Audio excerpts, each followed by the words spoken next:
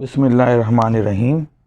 Dear students, आज हम जिस थ्योरम को पढ़ने जा रहे हैं वो थ्योरम नंबर 10.1.3 है। इस थ्योरम से पहले हम अपनी प्रीवियस नॉलेज को अगर रिकॉल करें तो हमने अब तक 3 स्टेटमेंट्स को पढ़ा है। पहली स्टेटमेंट हमने हमारी प्रीवियस नॉलेज के अंदर आई, वो साइड एंगल साइड पोस्टुलेट था, जिसको हम SAS पोस्टुलेट कहते हैं।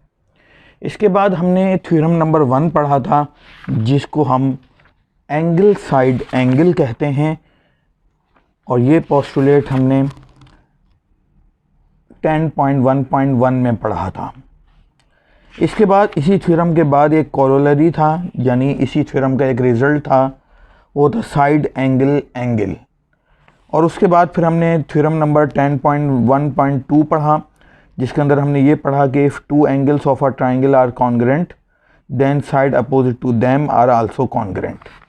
इस तरह से हमारी प्रीवियस नॉलेज के अंदर ये तमाम स्टेटमेंट्स रही हैं।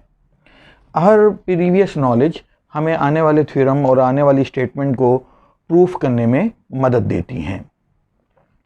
अब अगर हम इस थ्योरम का आगाज़ करें, इस थ्योरम को पढ़ें, तो इन आ कॉरेस्पॉन्डेंस ऑफ टू ट्राइंगल्स। अब वैसे ही है कि दो ट्राइंगल्स के दरमियान कॉरेस्पॉन्डेंस की जा रही है।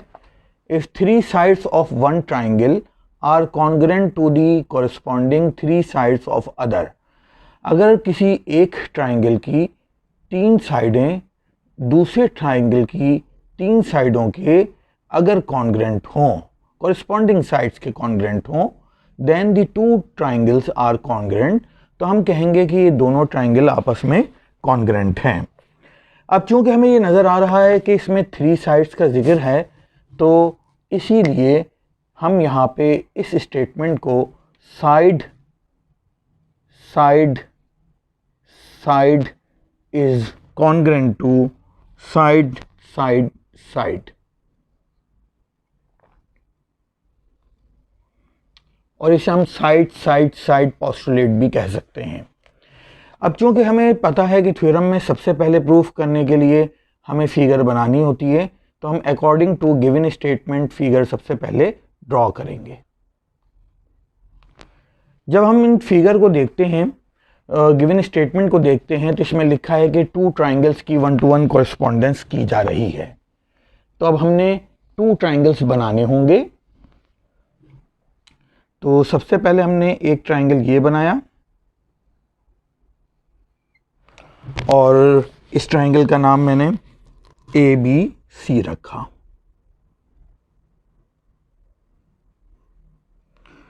फिर एक और ट्राइंगल बनाया,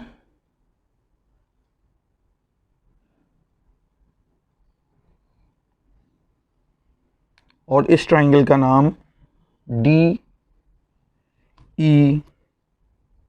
और F रखा। अब हम सवाल की स्टेटमेंट, अपने थ्योरम की स्टेटमेंट को दोबारा पढ़ते हैं। इन आ कॉरेस्पॉन्डेंस ऑफ 2 ट्राइंगल्स। तो अब हमने 2 ट्राइंगल बना लिए हैं जिनके दरमियान हमने कॉरेस्पॉन्डेंस करनी है। अब यही सारी बात हम गिवन में भी लिखेंगे। हमने गिवन में लिखा कि हम ट्राइंगल ABC की कॉरेस्पॉन्डेंस कर रहे हैं ट्राइंगल DEF के साथ। अब लिखा यहाँ पे ये है कि 3 साइड्स ऑफ वन ट्राइंगल, अगर पहले ट्राइंगल के 3 side are congruent to the corresponding 3 sides of other, दूसरे ट्राइंगल की कॉरेस्पॉन्डिंग 3 साइड्स के अगर कॉन्ग्रेंट हैं, इतनी बात हमें यहाँ तक गिवन है। देन से पहले वाली सारी बातें हमें गिवन है। तो AB साइड को सबसे पहले लिखते हैं।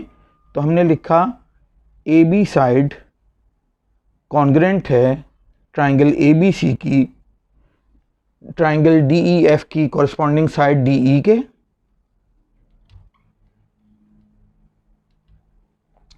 इसी तरह से BC साइड जो है वो कॉरेस्पॉन्डिंग EF साइड के कॉन्ग्रेंट है।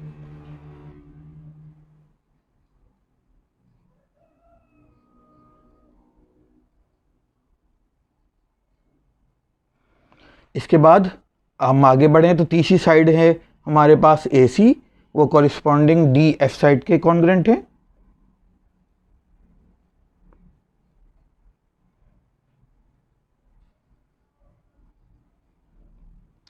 ये स्टेटमेंट हमें गिवन है। अब हमें प्रूफ क्या करना है, तो प्रूफ करने के ये जानने के लिए कि प्रूफ क्या करना है, देन के बाद वाली स्टेटमेंट पढ़ते हैं। दी टू ट्राइंगल्स आर कॉन्ग्रेंट। तो इस थ्योरम में ये कहा गया है कि अगर एक ट्राइंगल की 3 साइडें कॉरिस्पॉन्डिंग दूसरे ट्राइंगल की 3 साइडों के कॉन्ग्रेंट हैं, तो ऐसे 2 ट्राइंगल्स आपस में कॉन्ग्रेंट होंगे और इनके एवरी 6 एलिमेंट्स एक दूसरे के कॉरिस्पॉन्डिंग कॉन्ग्रेंट होंगे। तो हम ट्रू प्रूफ में लिखते हैं कि हमें सिंपल ये बात कही गई है कि हमने प्रूफ करना है ट्राइंगल ABC कॉन्ग्रेंट है ट्राइंगल DE और F के। अब इसे कॉन्ग्रेंट प्रूफ करने के लिए हम छोटी सी कंस्ट्रक्शन करेंगे और वो कंस्ट्रक्शन हमें मदद देगी इसको प्रूफ करने में। अब हम अपने थ्योरम को प्रूफ करने के लिए थोड़ी थोड़ी सी कंस्ट्रक्शन जिस तरह से बताया था कि करेंगे। हमने क्या करना है कि सबसे पहले इस DEF में एक बात हमने माननी है कि ये जो EF साइड है वो बाकी 2 साइडों से बड़ी है। यानी इसका मतलब ये है कि EF साइड बाकी 2 साइडों से अगर बड़ी है तो बाकी 2 साइडें EF साइड से छोटी हैं। तो जो सबसे बड़ी वाली साइड है यहाँ पर हम एक और ट्राइंगल बनाएंगे। इस ट्राइंगल बनाने का एक फ़ायदा हमें मिलेगा। अब ट्राइंगल हम इस तरह से बनाएंगे कि जैसे मैंने यहाँ कंस्ट्रक्शन में भी लिखा है कि suppose that in triangle DEF the side EF is greater than any of the 2 remaining sides. On EF construct triangle MEF।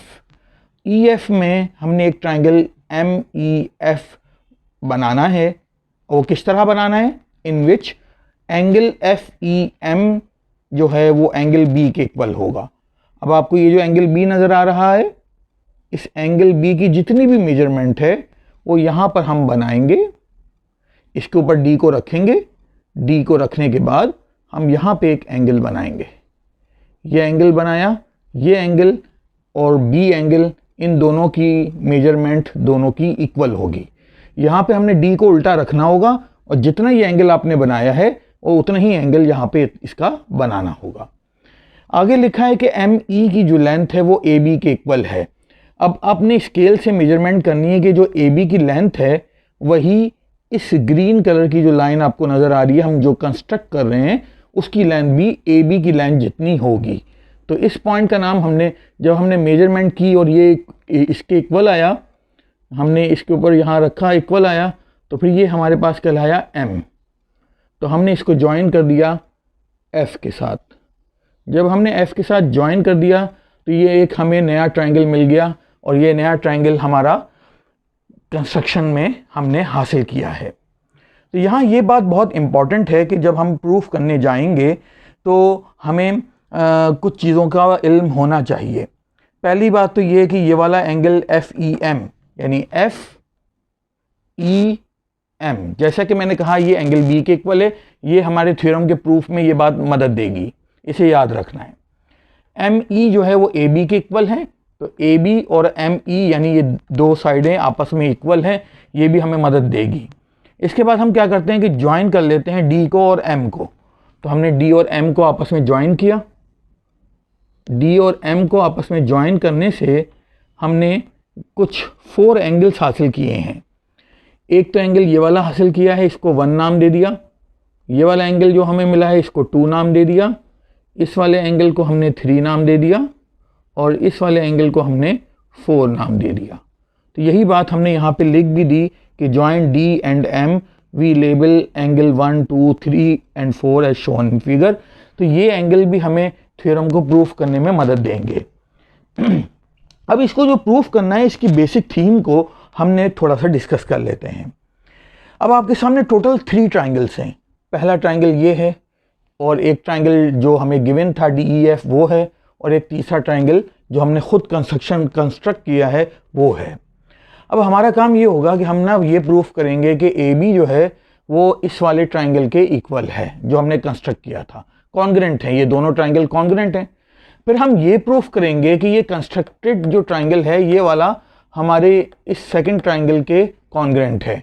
अगर ये वाला हमने प्रूफ कर दिया कि पहला ट्राइंगल इस तीसरे ट्राइंगल के कॉन्ग्रेंट है और तीसरा वाला ट्राइंगल दूसरे वाले ट्राइंगल के कॉन्ग्रेंट है, तो फिर ये दोनों आपस में कॉन्ग्रेंट होंगे। तो ये बेसिकली जिसे हम ट्रांजिटिव प्रॉपर्टी पढ़ते हैं कि भाई ए जो है वो बी के इक्वल है और बी जो है वो सी के इक्वल है, तो इसका मतलब ये है कि ए जो है वो बी सी के इक्वल होगा। इस तरह से हम ये ट्रांजिटिव प्रॉपर्टी जो होती है उसकी मदद से हम अपने इस थ्योरम को प्रूफ करेंगे।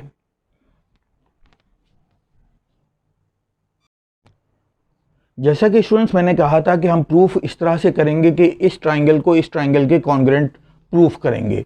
अगर मैं इसको ट्राइंगल नंबर 1 कह दूं और जो हमें गिवन था ये ट्राइंगल नंबर 2 कह दूं और इसे मैं ट्राइंगल नंबर 3 कह दूं, तो अब मैं पहला काम ये करूंगा, ट्राइंगल 1 को ट्राइंगल 3 के कॉन्ग्रेंट प्रूफ करूंगा। तो मैंने 1-to-1 कॉरेस्पॉन्डेंस लिया ट्राइंगल ए बी सी का ट्राइंगल ई एम एफ के साथ। अब हम अपनी प्रीवियस नॉलेज को रिकॉल करेंगे और देखेंगे कि हमें कौन कौन से थ्योरम ऐसे पहले प्रूफ कर चुके हैं जो दो ट्राइंगल को कॉन्ग्रेंट बताते हैं। तो सबसे पहले ये बात नोट करते हैं कि ये वाली जो साइड है बी सी वो ई एफ साइड के इक्वल है। ठीक है भाई, ये बात तो हमें गिवन थी। और ए बी साइड जो है वो ई एम साइड के इक्वल है। हाँ, ये भी गिवन, ये हमें कंस्ट्रक्शन में हमने ये बात नोट लिखी थी, हमने बनाया ही ये ट्राइंगल ऐसा था जिसकी ये वाली साइड और ये वाली साइड आपस में इक्वल थी। फिर एक और बात भी हमें नज़र आ रही है कि इस ट्राइंगल का एंगल बी और इस ट्राइंगल का एंगल जो ई है एफ ई एम, ये वाला जो एंगल है, ये दोनों आपस में कॉन्ग्रेंट हैं, क्योंकि ये बात भी हमने कंस्ट्रक्शन में लिखी थी, हमने बनाया ही ये ऐसे एंगल था कि जो कि इसके मेजरमेंट के इक्वल था। तो अब हम इसी बात को जहन में रखते हुए साइड एंगल साइड पोस्टुलेट के मुताबिक इन दो ट्राइंगल नंबर 1 और 3 को कॉन्ग्रेंट प्रूफ करेंगे। तो triangle number A B C का हमने सबसे पहले लिखा कि बी सी की जो लेंथ है वो कॉन्ग्रेंट है ई एफ के, और ये बात हमें गिवन दी गई थी। इसके बाद एंगल ए बी सी जो है ए बी सी वो कॉन्ग्रेंट है एंगल एफ ई एम के साथ। तो हमने लिखा एंगल एफ ई एम के साथ कॉन्ग्रेंट है, और ये बात हमने कंस्ट्रक्शन में बता चुके हैं, हमने ये ट्राइंगल बनाया ही ऐसा था। इसके बाद हमने ये देखा कि ए बी जो है वो ई एम के इक्वल है, ये भी हमने कंस्ट्रक्शन में ये बात कही थी कि ए बी जो है वो ई एम के इक्वल है, हमने ई एम बनाया ही ए बी के इक्वल था। तो ये बात भी कंस्ट्रक्शन में, इसका रीज़न भी ये है कि कंस्ट्रक्शन है।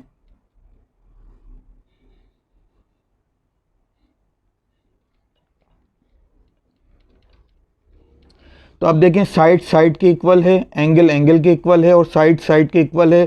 तो साइड एंगल साइड पोस्टुलेट के तहत ट्राइंगल ए बी सी जो है वो कॉन्ग्रेंट है ट्राइंगल ई एम एफ के, और हमने रीज़न लिख दिया साइड एंगल साइड पोस्टुलेट।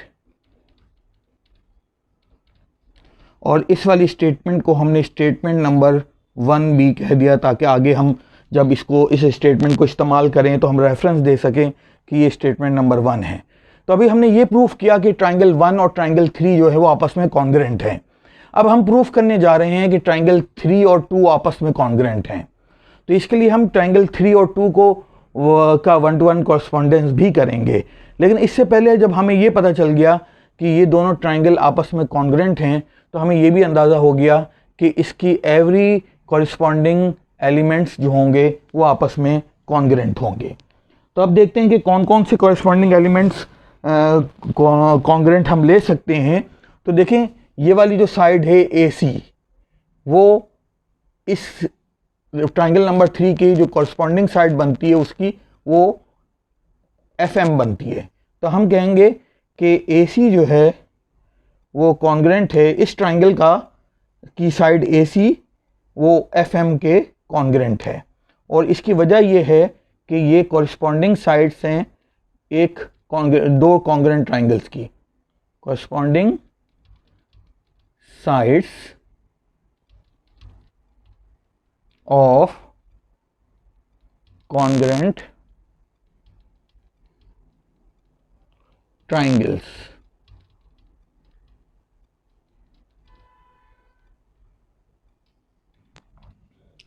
अब ये भी हमने स्टेटमेंट याद रखनी है क्योंकि ये स्टेटमेंट भी हमें काम देगी, तो हमने इस स्टेटमेंट को स्टेटमेंट नंबर 2 का नाम दे दिया। अब आगे बढ़ते हैं कि जब ये दो ट्राइंगल कॉन्ग्रेंट हैं तो और क्या चीज़ें एक दूसरे के इक्वल यानी कॉन्ग्रेंट हम ले सकते हैं जो हमारे काम भी आएंगी। अच्छा, एक बात और भी है कि जब हमने ये कहा कि AC जो है वो FM के इक्वल है, तो हम ये बात जानते हैं कि FE जो है वो गिवन में था कि वो FD के इक्वल है। तो देखें ज़रा गौर से, गिवन में लिखा था कि AC FD के इक्वल है क्योंकि ये दोनों कॉरस्पॉन्डिंग साइड्स हैं। तो जब ये वाली साइड के इक्वल है और ये वाली साइड इस वाली साइड के इक्वल है, तो इसका मतलब ये होगा कि ये दोनों साइडें भी आपस में इक्वल होंगी, कॉन्ग्रेंट होंगी। तो हमने कहा कि बट AC साइड जो है वो हमें गिवन में कहा गया था कि वो DF साइड के इक्वल है। तो ये हम यहाँ लिख देते हैं कि ये बात हमें गिवन में पता थी कि ये दोनों साइडें आपस में कॉरस्पॉन्डिंग साइड्स आपस में कॉन्ग्रेंट हैं। तो इसे हमने इक्वेशन नंबर 3 नाम दे दिया। तो अगर हम इक्वेशन नंबर 2 को देखें तो AC जो है वो FM के इक्वल है, और इक्वेशन 3 को देखें तो AC जो है वो DF के इक्वल है। तो इन दोनों इक्वेशंस की लेफ्ट हैंड साइड जो है वो सेम है, तो राइट हैंड साइड भी एक दूसरे के इक्वल आ जाएंगी। तो हम यहाँ लिखेंगे कि FM is congruent to DF क्योंकि दोनों की लेफ्ट हैंड साइड आपस में इक्वल है। इसको इक्वेशन नंबर 4 नाम दे दिया। तो अब इसका हम रीज़न लिख देंगे कि ये किस वजह से हमें पता चला। तो हम कहेंगे from equation 2 and 3।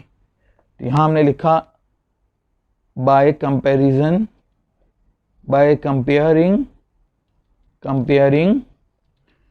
Equation 2 and 3।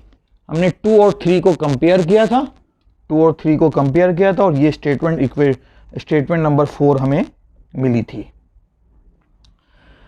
अब स्टूडेंट्स ये स्टेटमेंट नंबर 4 हमारी मदद करेगी ये प्रूफ करने में कि ट्राइंगल 2 और 3 आपस में कॉन्ग्रेंट हैं। अब आगे चलते हैं। अगर हम आगे देखें तो हमने अब एक और ट्राइंगल देखना है जो हमने बनाए हुए हैं, या ग्रीन कलर से हमने 1 2 3 4 ये 4 एंगल्स बनाए हुए हैं। तो इस 4 एंगल की वजह से हमें 2 ट्राइंगल भी इस लाइन की वजह से मिल रहे हैं एक नए। इस ट्राइंगल का नाम, ये लाइन अगर देखें हमने ये कंस्ट्रक्शन में ख़ुद बनाई थी, D को M से ज्वाइन कर किया था, तो हमें 2 ट्राइंगल मिले थे। और वो ट्राइंगल हमें कौन से मिले थे? एक ये मिला था F, D और M। अगर इस वाले ट्राइंगल को गौर से देखें तो ये ना 1 है, ना 2 है, ना 3 है, ये तो तीनों में से कोई भी ट्राइंगल नहीं है। तो अगर इस वाले ट्राइंगल को गौर से देखें तो हमें ये बात नज़र आ रही है कि चूँकि हमने स्टेटमेंट नंबर 4 में ये बात कही है कि ये वाली साइड जो FM साइड है, ये वाली साइड वो DF साइड के इक्वल है, कॉन्ग्रेंट है DF साइड के। तो हमने एक थ्योरम पढ़ा था कि अगर किसी भी एक ट्राइंगल की 2 साइडें आपस में कॉन्ग्रेंट हों तो उनके अपोजिट एंगल भी आपस में कॉन्ग्रेंट होते हैं। तो हम यहाँ पे लिखेंगे इन ट्राइंगल, अब इस वाले ट्राइंगल का नाम लिखेंगे FDM। तो हमने अपने जहन में ये वाला ट्राइंगल रखना है। तो हमने यहाँ लिखा FDM। इस ट्राइंगल के अंदर चूंकि FM और DF ये वाली साइड और ये वाली साइड आपस में कॉन्ग्रेंट है, ये वाली इक्वेशन बताती है, तो इस वाली साइड की जो अपोजिट एंगल है वो 2 है और इस वाली साइड की जो अपोजिट एंगल है वो 4 है इस ट्राइंगल के अंदर। इस ट्राइंगल के अंदर। तो हमने इसलिए लिखा कि एंगल 2 जो है वो कॉन्ग्रेंट है एंगल 4 के, और इसको नाम दे दिया हमने इक्वेशन नंबर 5 का, और यहाँ रीज़न लिख दिया कि sides angle opposite to angles opposite to congruent sides. तो कॉन्ग्रेंट साइड्स के अपोजिट एंगल भी कॉन्ग्रेंट होते हैं। तो इससे हमने ये नतीजा निकाल लिया। अभी हम सारा काम इसलिए कर रहे हैं कि हमें वो तमाम एलिमेंट्स मिल जाएं कि जिस तरह से हम ये प्रूफ कर सकें कि ट्राइंगल 2 और 3 आपस में इक्वल हैं। किसी तरह हम ये प्रूफ करना चाहते हैं।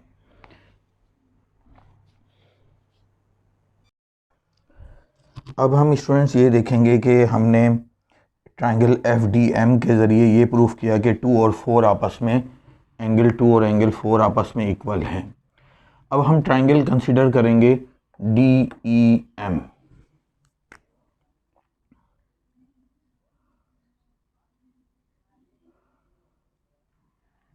अगर आप इस ट्राइंगल को देखें DEM के अंदर, ये जो आपको नज़र आ रहा है, तो हम ये कहेंगे कि DE साइड जो है वो DM साइड के कॉन्ग्रेंट है। सिंस DE साइड जो है वो कॉन्ग्रेंट है EM साइड के, और इसका रीज़न ये है कि हमें सवाल के अंदर ये बात गिवन दी गई थी कि AB साइड जो है वो DE साइड के इक्वल है। और जब हमने ये बात प्रूफ की अभी थोड़ी देर पहले कि ये दोनों ट्राइंगल 1 और 3 ट्राइंगल कॉन्ग्रेंट थे, तो जिसका मतलब ये था, हमने कंस्ट्रक्शन में लिखा था कि AB और EM भी इक्वल हैं। तो जब AB जो है वो DE के इक्वल है, AB जो है वो EM के इक्वल है, तो इसका मतलब ये है कि ये दोनों भी आपस में इक्वल हैं। तो हम इसके रीज़न में लिख सकते हैं कि AB is congruent to DE and AB is congruent to EM। तो जब AB DE के इक्वल है, कॉन्ग्रेंट है, और AB EM के कॉन्ग्रेंट है, तो दोनों की लेफ्ट हैंड साइड सेम है, तो दोनों की राइट हैंड साइड को एक दूसरे के इक्वल लिख लिया जाएगा।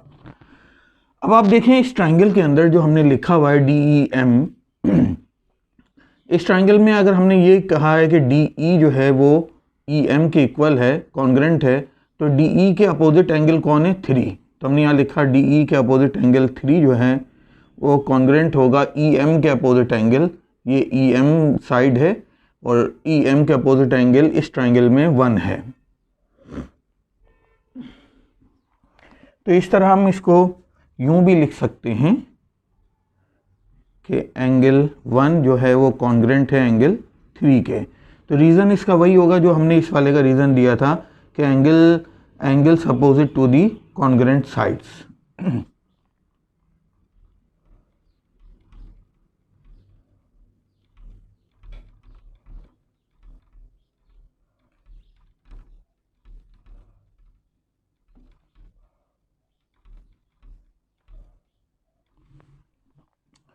अब स्टूडेंट्स इसको हमने 6 का नाम दे दिया।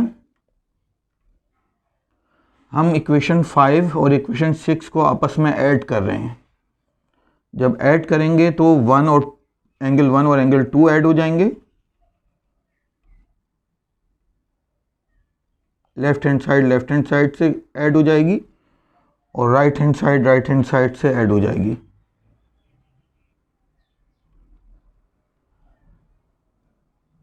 यहाँ हमने लिख दिया ऐड 6 एंड 5। हमने 6 और 5 को आपस में ऐड किया है। अब ये ऐड क्यों किया है, इसका फ़ायदा क्या होना है, तो आप ये देखें कि एंगल 1 और एंगल 2 को अगर हम प्लस करें, ये एंगल 1 और एंगल 2 को, तो ये बन जाएगा एंगल EDF। तो हमने लिख दिया ये बन गया एंगल EDF। और 3 और 4 को अगर हम ऐड कर लें तो वो बन जाएगा FME एंगल। तो हमने लिख दिया कि ये एफ एम ई एंगल के कॉन्ग्रेंट है, तो इसे हमने 7 का नाम दे दिया। और यहाँ लिख दें फ्रॉम फिगर, कि हमने फिगर में देख के ये बात लिखी है। अब स्टूडेंट्स हमें फ़ायदा क्या हुआ है, क्योंकि मैंने आपसे कहा था कि हम ट्राइंगल 3 और 4 2 और 3 को आपस में कॉन्ग्रेंट प्रूफ करने जा रहे हैं, तो हमें कोई भी 3 चीज़ें ऐसी होनी चाहिए जो किसी न किसी थ्योरम की स्टेटमेंट के मुताबिक ये प्रूफ कर सकें कि ट्राइंगल नंबर 2 और ट्राइंगल नंबर 3 आपस में कॉन्ग्रेंट हैं। तो देखें, साइड एंगल साइड पोस्टुलेट हमें ये कहता है कि अगर ये वाली साइड के कॉन्ग्रेंट है, ये वाली साइड के कॉन्ग्रेंट है, तो इनके जो दरमियान बनने वाला जो एंगल है वो भी कॉन्ग्रेंट अगर हो, तो ये दोनों ट्राइंगल आपस में कॉन्ग्रेंट होंगे। तो हमने इक्वेशन नंबर 7 से दरअसल ये हासिल किया है कि ये वाला एंगल ट्राइंगल नंबर 2 का और ये वाला एंगल ट्राइंगल नंबर 3 का आपस में कॉन्ग्रेंट है। अब हम इनका 1-to-1 कॉरस्पॉन्डेंस करके ये बात प्रूफ करते हैं कि ये दोनों ट्राइंगल नंबर 2 और 3 आपस में कॉन्ग्रेंट है।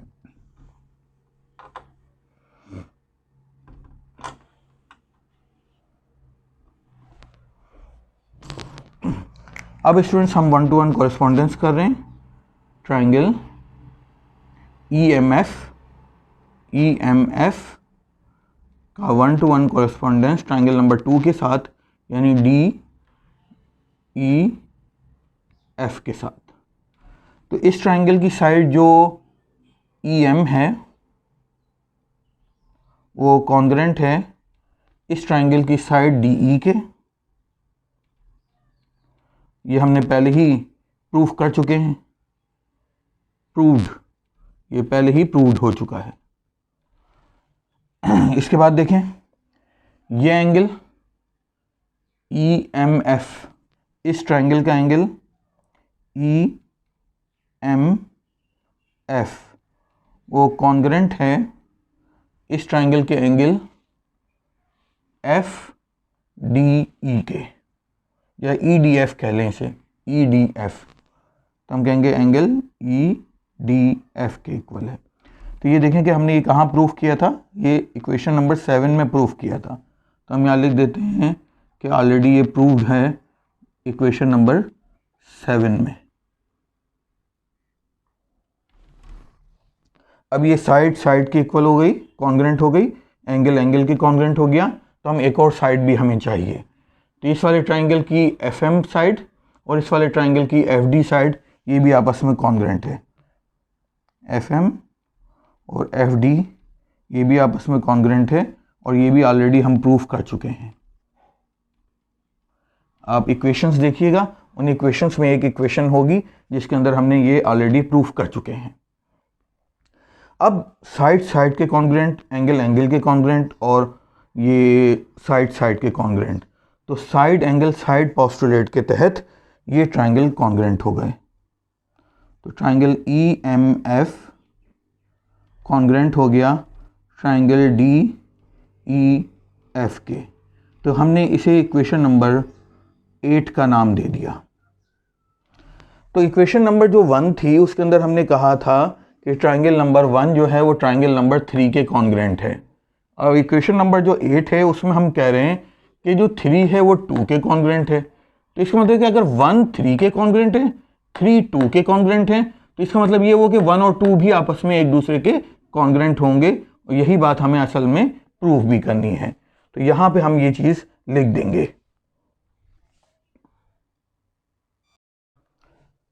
तो हमने इक्वेशन नंबर 1 और 8 को देखते हुए ये बात लिखी कि ट्राइंगल ABC, hence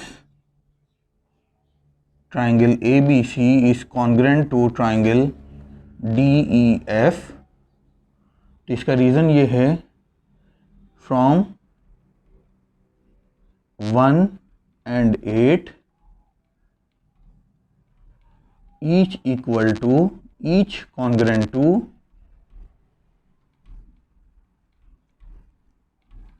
ये दोनों 1 और 2 दोनों कॉन्ग्रेंट किसके थे, ट्राइंगल EMF के कॉन्ग्रेंट थे।